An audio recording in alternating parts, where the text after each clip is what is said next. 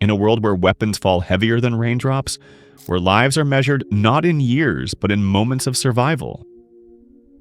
There existed a man, gentle, humble, and kind.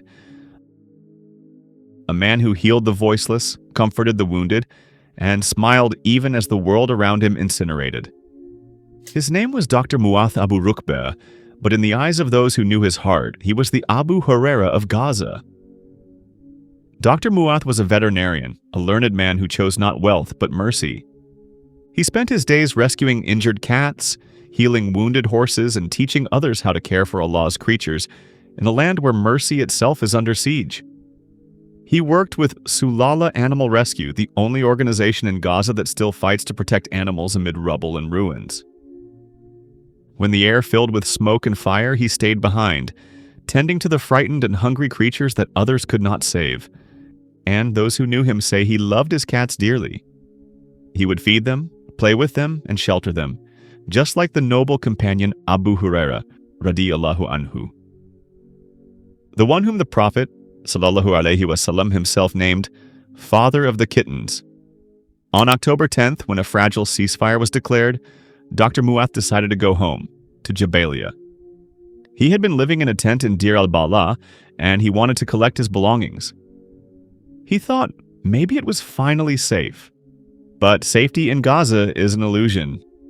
Unaware that he was close to what Israel calls the yellow buffer zone, he walked the road home, a road that should have led to his family but instead led him to his death. He was shot dead by Israeli forces after the ceasefire. Put to death not in war but in its supposed peace. Dr. Muath, the one who took care of the animals, who loved the cats of Gaza, the Abu Hurairah of Gaza, left this world. He showed mercy to animals just like the noble companion Abu Hurairah, radiyallahu anhu. At his loss, his family and friends cried for sure, but there were several animals too who cried at his loss, but their cries went unheard. Abu Hurairah reported, "The Prophet, peace and blessings be upon him, said, 'A woman entered the hellfire because of a cat or kitten she had imprisoned. She did not let it eat, nor release it to eat the vermin of the earth until it died emaciated.'" Abu Hurairah radiyallahu anhu showed that mercy to animals is a path to Jannah, and cruelty to them leads to ruin. Abu Hurairah radiyallahu anhu was well known for his extensive knowledge. He narrated 5,374 hadith, more than any other companion of the Prophet Muhammad sallallahu alaihi wasallam, and Dr. Muath specialized in healing wounded animals, caring for them when they were afraid of the dropping weapons, and feeding them when even humans were dying of hunger and starvation. Both committed their lives to making the world a better place. How could anyone not see the reflection of that mercy in Dr. Muath, a man who healed Allah's creatures when no one else could? He was not just a vet, he was a servant of rahmah, mercy.